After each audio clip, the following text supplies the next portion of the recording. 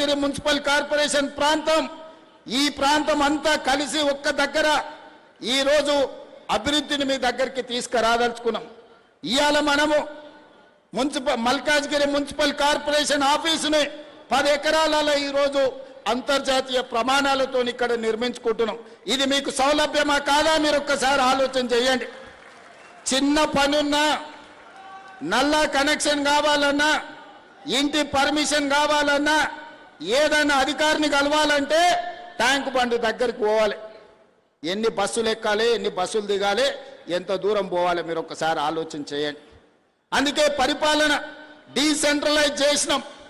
అదేవిధంగా పోలీసులకు కూడా ఈరోజు పోలీసు అదేవిధంగా మున్సిపల్లో కోటర్మినస్ సరిగ్గా ఒక మున్సిపల్ కమిషనర్కి ఎంత పరిధి ఉందో మల్కాజ్గిరి పోలీస్ కమిషనరేట్ కూడా సేమ్ ఒకే రకమైన పరిధి చేసినాం.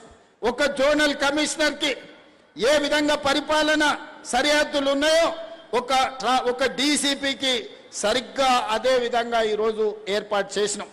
అన్ని శాఖల సమన్వయం కోసము ఈనాడు ప్రక్షాళన చేసి 3 కమిషనరేట్లు చేసి ఇవాళ మల్కాజ్గిరి మున్సిపల్ కమిషనరేట్కు దాదాపుగా ఈ బిల్డింగే కాదు అదనంగా 1600 కోట్ల రూపాయలతోటి ఈరోజు పనుల ప్రారంభోత్సవ కార్యక్రమం చేసుకున్నాం.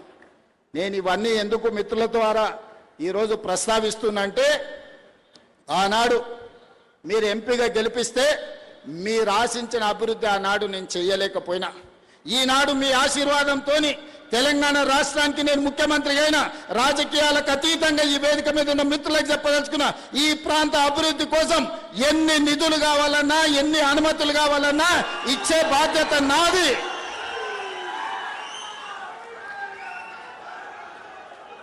రోడ్లైనా తాగనికి నీళ్ళైనా మీ చెరువుల పునరుద్ధరణ సుందరీకరణ అయినా మీకు ఏమి కావాలన్నా మీ మెట్రో విస్తరణ కావాలన్నా మీకు ఏం కావాలన్నా నేను చేయడానికి మీ సోదరుడిగా నేను సిద్ధంగా ఉన్నా.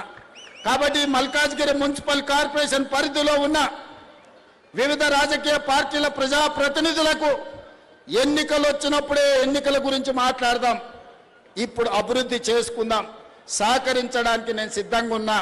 నిధులు అనుమతులు ఇవ్వడానికి మా ప్రభుత్వం సిద్ధంగా ఉన్నది. మీకు కావాల్సిన అడిగి మీరు కావాల్సిన గుర్తు చేసి మీరు సాధించుకోండి. ఇవాళ ఉప్పల్ ఎలివేటెడ్ కారిడార్కి బండారి రాజిరెడ్డి గారి పేరు నేను పెట్టిన. బండారి లక్ష్మారెడ్డి గారు ఈరోజు బీఆర్ఎస్లో ఎమ్మెల్యే ఉన్నాడు. నిజంగానే రాజకీయాలను దృష్టిలో పెట్టుకుంటే బండారి రాజిరెడ్డి అన్న పేరు నేను అక్కడ పెట్టుండేవాడినా మీరు ఒక్కసారి ఆలోచన చేయండి. రాజిరెడ్డి అన్న ఈ ప్రాంతంలో ప్రతి పిల్లగానికి తెలుసు. మున్సిపల్ చైర్మన్గా, ఎమ్మెల్యేగా, టీటీడీ బోర్డు మెంబర్గా ఎవరు ఇంటికి వచ్చినా కూర్చోబెట్టి పనిచేసి బిడ్డ ఈ పన్ను చేసుకోలేదనుంటే ఏం చేస్తాను అన్ని కాలనీలు తిరిగి కాలనీ అసోసియేషన్లతో రాజిరెడ్డి అన్నకు అనుబంధం ఉంది. ఆయనలో నేను పార్లమెంట్లో నిలబడ్డప్పుడు ఎన్నో కాలనీలు నా వెంబడొచ్చి కాలనీ అసోసియేషన్ల అధ్యక్షులను పిలిపించి అరే మనోనికి ఏం రాయా మంచోడు పనిచేస్తాడని ఆ రోజు రాజిరెడ్డి అన్న చెప్పాడు. ఆనాడు కష్టాలలో ఉన్నప్పుడు రాజిరెడ్డి అన్న సాయం అందించడు. రాజిరెడ్డి అన్న ఈ ప్రాంత ప్రజలకు 40-50 ఏళ్ళు సేవలు అందించడు. ఇవాళ ఉప్పల్ ఎలివేటెడ్ కారిడార్కి రాజిరెడ్డి అన్న పేరు పెట్టుడు న్యాయమా కాదా మీరు ఒక్కసారి ఆలోచన చేయండి. నేను ఇవాళ ఈ పేరు పెట్టడమే కాదు ఎలివేట్ కారిడార్కు ఎవరు ఏడ్చినా ఎవరు బాధపడ్డా ఆడ చౌరస్తల రాజిరెడ్డి గారి విగ్రహాన్ని కూడా పెడదాం, దానికి సంబంధించిన ఏర్పాట్లు కూడా చేసుకోండి అని నేను చెప్పదలుచుకున్నా. అదేవిధంగా ఎవరైతే మంచి చేస్తారో మంచిని మంచి అని గుర్తించే బాధ్యత మన మీద ఉన్నది. ఎన్నికలు వచ్చినప్పుడు రాజకీయాలు ఎట్లుండాలనో రాజకీయాలు అట్లా చేద్దాం. అదేవిధంగా ఈనాడు కొంతమంది మాట్లాడుతున్నారు, దాని గురించి ఒక 5 నిమిషాలు నేను చెప్పదలుచుకున్నా. ఇది రాజకీయ వేదిక కాదు, కానీ నేను గుర్తు చేయదలుచుకున్న మిత్రులందరికీ ఇవాళ గుజరాత్లో అహ్మదాబాద్లో సబర్మతి రివర్ ఫ్రంట్ కట్టుకుంటారు. ఇవాళ ఢిల్లీలో యమునా నది రివర్ ఫ్రంట్ను అభివృద్ధి చేసుకుంటారు. ఇవాళ ఉత్తరప్రదేశ్లో గంగా నది రివర్ ఫ్రంట్ను మీరు అభివృద్ధి చేసుకుంటారు. మీరు ఇక్కడికి వచ్చి సబర్మతి రివర్ ఫ్రంట్ చూద్దామని మా గుజరాత్లో మా మోడీ గారు ఎంత గొప్పగా చేసిండో అని. అయ్యా మాకేం అభ్యంతరం లేదు, మోడీ గారు సబర్మతి రివర్ ఫ్రంట్ చేయొచ్చు, ఢిల్లీ ప్రభుత్వం యమునా రివర్ ఫ్రంట్ చేయొచ్చు. యోగి ఆదిత్యనాథ్ దాస్ మీకు గంగా నది చేయొచ్చు, సంతోషం, మీరు బాగా చేసుకున్నారు. మరి మేము మూసీ నది ప్రక్షాళన చేసుకోవద్దా అని నేను అడుగుతున్నా. ఇవాళ అడ్డం పడుతున్న వాళ్ళని. ఇవాళ ఈ మూసీ రివర్ డెవలప్మెంట్ ఫ్రంట్ ద్వారా గండిపేట నుంచి గౌరెల్లి వరకు 55 కిలోమీటర్లు ఈరోజు అంతర్జాతీయ స్థాయిలో మనం అభివృద్ధి చేసుకుంటే ఆర్థికంగా నగరం టూరిజంలో అభివృద్ధి పదం వైపు నడుస్తుంది. యువతకు ఉద్యోగ ఉపాధి అవకాశాలు వస్తాయి. మీరు కూడా ఉప్పల్ మూసీ పక్కన ఉన్నామంటే ఒక రివర్ ఫ్రంట్, న్యూయార్క్ న్యూజెర్సీ మధ్యలో హడ్సన్ రివర్ ఫ్రంట్ దగ్గర ఒక్కొక్క అపార్ట్మెంట్ 100 కోట్ల విలువ ఉన్నది. ఇవాళ మురికున్నందుకే ఈ భూమిలో విలువ లేదు కదా, ఇవాళ మురికున్నందుకే ఇక్కడ ప్రజలు నివసిస్తలేరు కదా. ఇవాళ ఈ మురికి నల్గొండ జిల్లా ప్రజలకు ఈరోజు కాలుష్యమై కాటేస్తుంటే నల్గొండ ప్రజల పట్ల కనికరం చూపించాల్సిన బాధ్యత ఈ ప్రభుత్వానికి లేదా? నల్గొండ జిల్లాలో ఆలేరు భువనగిరి ఆ ప్రాంతానికి వెళ్తే కొత్తగా పెళ్లిళ్ళైన ఆడపిల్లల్ని మగపిల్లల్ని ఊరు నుంచి పట్టణానికి పంపిస్తారు. ఇక్కడ ఉంటే ప్రెగ్నెన్సీ ప్రాబ్లం ఉన్నది, కలుషితమైన నీళ్లు తాగినా ఇక్కడ పండించిన పంట తిన్నా కడుపు కోతకు గురవుతారని చెప్పి ఈరోజు అక్కడ ఉండే తల్లులు తమ బిడ్డల్ని పట్నం పంపిస్తారు. అంత దుర్భరమైన పరిస్థితి. ఒకవైపు నల్గొండలో ఫ్లోరైడ్ ప్రాబ్లం, రెండో వైపు మూసి కాలుష్యం, చచ్చిన శవాల కలేబరాలు ఈరోజు నల్గొండ జిల్లా కొట్టుకొస్తుంటే ఆ ప్రాంతంలో ఉన్న ప్రజలు మూసి ప్రక్షాళన చేయమని నన్ను తీసుకెళ్లి పాదయాత్ర చేస్తే నేను చూసి వచ్చిన. నేను ఇవాళ మిత్రులారా, మనం ఎందుకు మూసీ నది ప్రక్షాళన చేసుకోవద్దు? మూసీ నది ఒడ్డున ఉన్న పేదలకు ఏవైనా ఇల్లు పోతే ఇల్లు ఇద్దాం, ఉపాధి పోతే ఉపాధి కల్పిద్దాం, ఉద్యోగ అవకాశాలు కల్పిద్దాం, అవకాశం ఉన్న దగ్గర అభివృద్ధి చేద్దాం, వాళ్ళను వాళ్ళ పిల్లల్ని మంచి స్కూళ్ళల్లో చదువులు చెప్పిద్దామని నేనంటే లేదు, మేము అడ్డం పడతారంటారు. ఇవాళ కేంద్ర మంత్రిగా ఉన్న పెద్ద మనిషి ఇవాళ పెద్ద పెద్ద మాటలు మాట్లాడుతున్నావు. నువ్వు మూసీ నదికి అనుమతులు తెస్తావా తేవా? నువ్వు ఇక్కడ పార్లమెంట్ సభ్యుడు కదా అని నేను అడుగుతున్నా. అదేవిధంగా ఒకనాడు ఢిల్లీ తర్వాత మెట్రో మనది 2వ స్థానంలో ఉండే, ఇవాళ 9వ స్థానానికి పడిపోయినాం. కారణాలు ఏవైనా ఉండని, అడ్డుపడ్డోళ్ళు ఎవరు, కాళ్ళలో కట్టెలు పెట్టింది ఎవరు, నేను మాట్లాడదలుచుకోలే. ఇవాళ మనకు తెలివి వచ్చింది, ఇవాళ మనం మెట్రోని విస్తరించుకోవాలనుకున్నాం. ఇవాళ నాగోల్ జంక్షన్ నుంచి బరాబర్ ఎల్బీ నగర్ నుంచి ఓఎస్ఏ హాస్పిటల్, ఆ నుంచి చాంద్రాయణ గుట్ట, ఆ నుంచి రాజేంద్ర నగర్, డైరెక్ట్ అంతర్జాతీయ ఎయిర్పోర్ట్ కు ఈ నాగోల్ నుంచి ఈరోజు మెట్రో విస్తరణ చేయాలని నేను ప్రతిపాదనలు పంపించిన. నేను ఇక్కడున్న మిత్రులను అడుగుతున్నా, నాగోల్ నుంచి అంతర్జాతీయ ఎయిర్పోర్ట్ కు మెట్రో కావాలన్నా వద్దా? మీరు ఒక్కసారి ఆలోచన చేయండి. ఇవాళ మనం ఎయిర్పోర్ట్కు పోవాలంటే ఎక్కడెక్కడో తిరిగి చుట్లు తిరిగిపోవాల్సి వస్తుంది.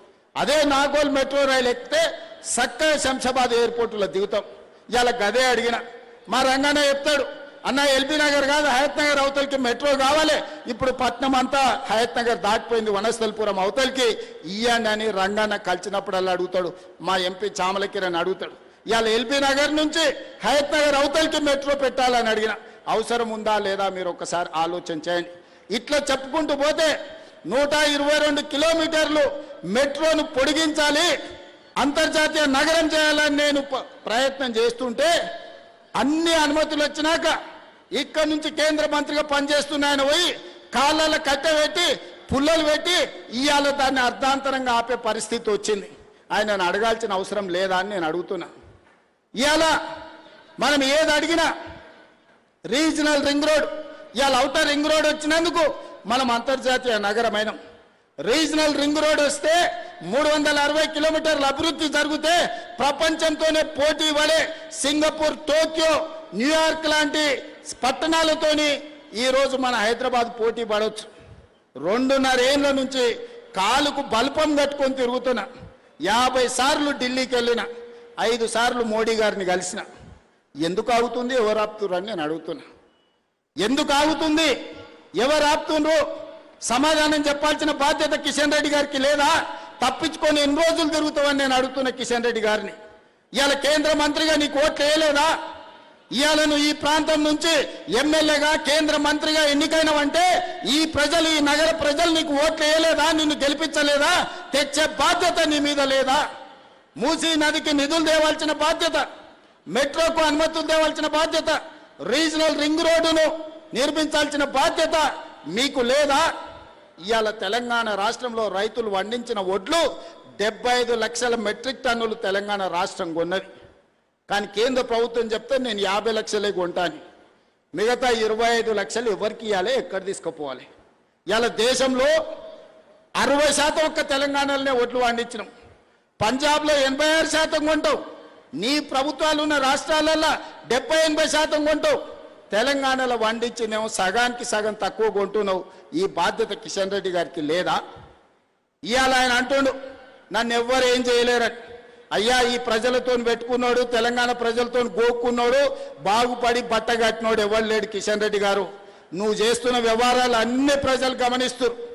అందుకే 15 తారీఖు తర్వాత ఖచ్చితంగా కార్యాచరణ ఉంటుంది. మెట్రో రావాల్సిందే, RRRకు అనుమతులు ఇవ్వాల్సిందే, మూసి ప్రకటన జరగాల్సిందే, నువ్వు పండించిన ఒట్లు మొక్కలు జొన్నలు కొనాల్సిందే. ఈ అన్నిటికీ నువ్వు సహకరించకపోతే బరాబర్ నీ సంగతి చెప్తాం. మళ్ళోసారి నేను చెప్పదలుచుకున్నా వారికి. వారు అంటారు నేను పుట్టింది ఇంట్లోనే, నేను చచ్చేది ఇంట్లోనే. కరెక్టే, నువ్వు అందులోనే ఉంటావు, చీకట్లో యువతలతో సహకారం తీసుకుంటావు. నువ్వు నీ పార్టీకి ఎప్పుడైనా పనిచేసినావు, నీ కార్యకర్తలే చెప్తారు సార్ మా సార్ బీజేపీలో ఉంటాడు కానీ మొత్తం బీఆర్ఎస్ వాళ్ళతోనే మాట్లాడుతుంటాడు, కేటీఆర్ చెప్పినట్టే వింటాడు మా సార్ అని నీ సొంత పార్టీ వాళ్ళు చెప్తారు. నీకు పార్టీ మారే అవసరమే ఉంది నాయన, ఉన్న దాంట్లో ఉంటావు, పక్క దాంట్లో తింటావు.